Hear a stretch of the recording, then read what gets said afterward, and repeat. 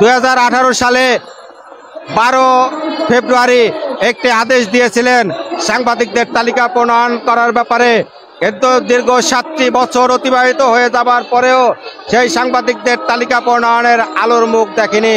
প্রিয় বন্ধুরা, এর থেকে আমরা বুঝতে পারি যে সাংবাদিকদের জন্য কোনো সরকার দায়িত্বশীল কোনো ভূমিকা কিংবা তারা ভালো থাকুক এটা কোনো সরকার চায় না।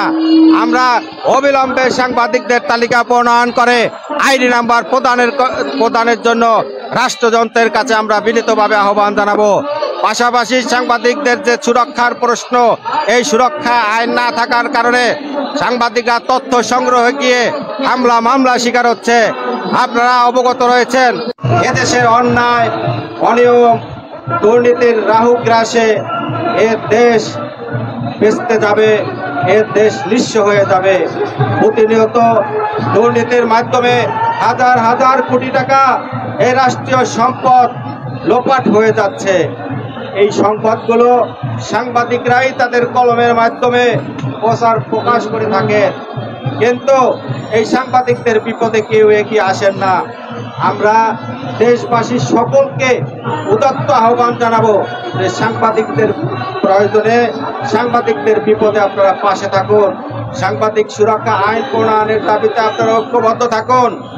আজকের এই জাতীয় গণমাধ্যম সপ্তাহ এদেশের বিভিন্ন শ্রেণী পেশার মানুষের বিভিন্ন সপ্তাহ রয়েছে, দিবস রয়েছে, কিন্তু আমরা কি দেখতে পাচ্ছি, এই দেশ গঠনের 54 বছর অতিবাহিত হলেও এদেশের বিভিন্ন শ্রেণী পেশার মানুষের শিক্ষা সপ্তাহ রয়েছে, কৃষি সপ্তাহ রয়েছে, চিকিৎসা সপ্তাহ রয়েছে, ফায়ার সার্ভিস সপ্তাহ রয়েছে, জনপ্রশাসন সপ্তাহ রয়েছে, মৎস্য সপ্তাহ রয়েছে, নানাবিধ সপ্তাহ এবং দিবসের ভিড়ে আমরা বিপর্যস্ত। কিন্তু সাংবাদিকদের একটি দিবস রয়েছে যেটি 3রা মে। এই 3রা মে বিশ্ব মুক্ত গণমাধ্যম দিবস। বিশ্বের শতাধিক রাষ্ট্র রাষ্ট্রীয়ভাবে উদযাপন করা হলেও বাংলাদেশে সেটি রাষ্ট্রীয়ভাবে উদযাপিত হয় না। তাই আমরা 1 থেকে 7 মে, 3রা মে মাঝে রেখে আমরা জাতীয় গণমাধ্যম সপ্তাহের দাবি করে আমরা এবছর নভেম্বরের মতো উদযাপন করে আসছি।